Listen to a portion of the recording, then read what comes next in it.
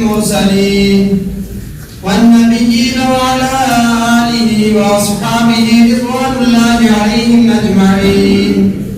أما بعد، فقد قال الله تبارك وتعالى في كتابه المبين: أعوذ بالله من الشيطان الرجيم. بسم الله الرحمن الرحيم. إن الصلاة تنهى عن الفحشاء والمنكر. وقال رسول الله صلى الله عليه وسلم: بين العبد وبين الكفر ترك الصلاة. صدق الله العظيم.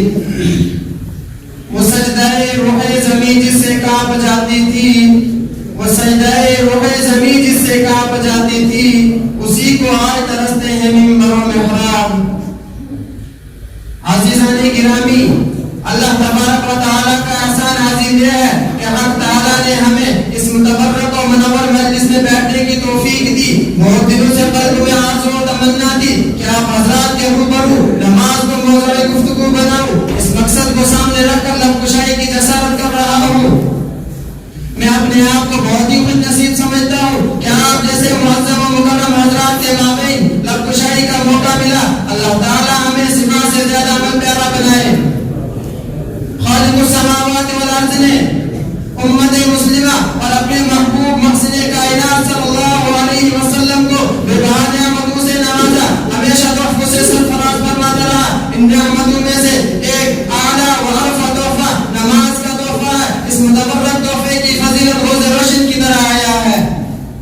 اللہ تعالیٰ نے حج کو فرش پر نازل فرمایا، روزے کو فرش پر نازل فرمایا، زکات کو فرش پر نازل فرمایا، ایمان کو بھی فرش پر نازل فرمایا، تمام احکام کو فرش پر نازل فرمایا. لیکن جب نماز کی باری آئی تو رب کائنات نے اپنے محبوب محسن انسانیت صلی اللہ علیہ وسلم کو فرمایا: ہم آپ کو ایک قیمتی تحفہ دینے والے ہیں. یہ تحفہ بہت اعلیٰ ہے، یہ تحفہ بہت عرفہ ہے. اعلیٰ و عرفہ شے کو اعلیٰ جگہ پر ادا کیا جاتا ہے، لہذا نماز کو عرش الہی پر بلا کر ادا کیا گیا. برادران اسلام، توحید اور ایمان کے بعد انبیاء علیہ السلام نے نماز ہی کو اہمیت دی، نماز کی تلقین کی. قرآن میں جگہ جگہ پر اقیموا الصلاۃ ذکر کیا گیا. کہیں پر یہ الفاظ ذکر کیے گئے: یا ایھا الذین آمنوا استعینوا بالصبر والصلاۃ. اے مومنو، صبر اور نماز کے ذریعے سے مدد طلب کرو. جب صحابہ کرام رضوان اللہ علیہم اجمعین کو حضور صلی اللہ علیہ وسلم نے معراج کے تحفے کا ذکر اور نماز کی بشارت دی، تمام صحابہ کرام جھوم اٹھے.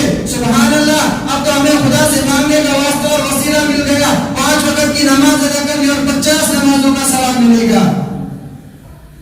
اب تو نمازوں کے ذریعے سے ہر مشکل آسان کر دیں گے. دل میں ہر ایک انسان کی حسرتیں جہاں کی، دل میں ہر ایک انسان کی حسرتیں جہاں کی، وہ پاک جسر کو جھکانے میں ملے گا. عزیزان گرامی، کوئی متقی نماز کے بغیر متقی نہیں ہو سکتا، کوئی کتب نماز کے بغیر کتب نہیں ہو سکتا، کوئی ابدال نماز کے بغیر ابدال نہیں ہو سکتا. حضور صلی اللہ علیہ وسلم نے بھی نماز ادا کی، تابعین نے بھی نماز ادا کی، تابع تابعین نے بھی نماز ترک نہیں کی، ائمہ مجتہدین نے بھی نماز کو پکڑے رکھا، اولیاء کرام نے بھی نماز کو اختیار کیا.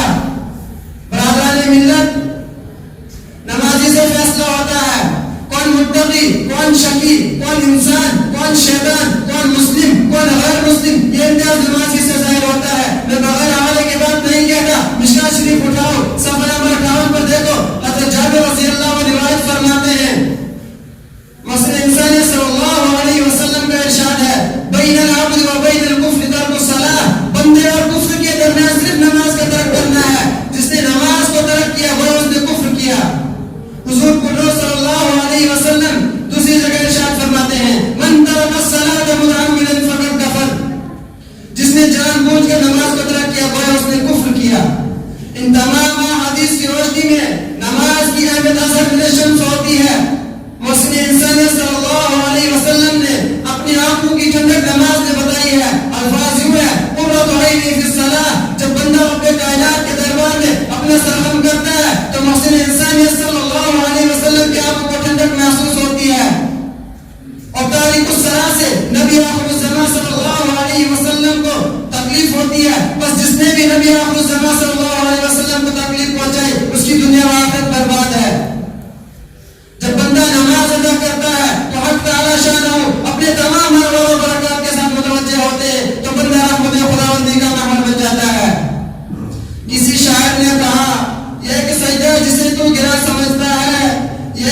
گرا جسے تو گرا سمجھتا ہے، ہزار سجدوں سے دیتا ہے آدمی کو نجات۔ شہدائیان اسلام، قیامت کے دن سب سے قبل نماز کا سوال ہوگا۔ اس دن کسی کا کوئی نہ ہوگا، انسان خود کے پسینے میں ڈوبتے ہوں گے، عرش نفسی نفسی پکارے گی، اس وقت سب سے قبل نماز کا سوال ہوگا۔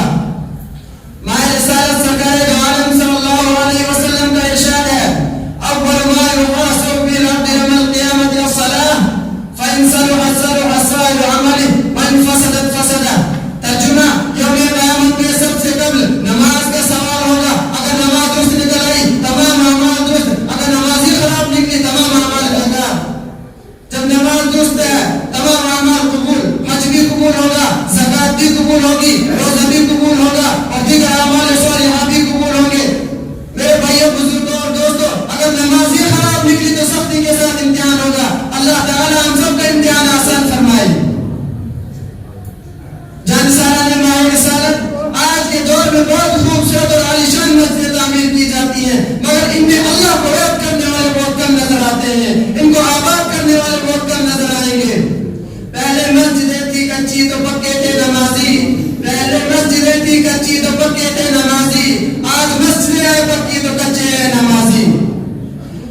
نماز کی اہمیت ہر مسلمان کے قلب میں ایسی ہونی چاہیے جیسے کہ حضرت عمر فاروق رضی اللہ عنہ کے قلب میں تھی۔ حضرت عمر فاروق رضی اللہ عنہ خلیفہ جو امامت فرما رہے تھے، آپ پر قاتلانہ حملہ کیا گیا، آپ زخمی ہو گئے۔ حضرت عمر فاروق رضی اللہ عنہ نے حضرت عبد الرحمن بن عوف کا ہاتھ پکڑ کر آگے امامت کے لیے بڑھا دیا۔ حضرت عبد الرحمن بن عوف نے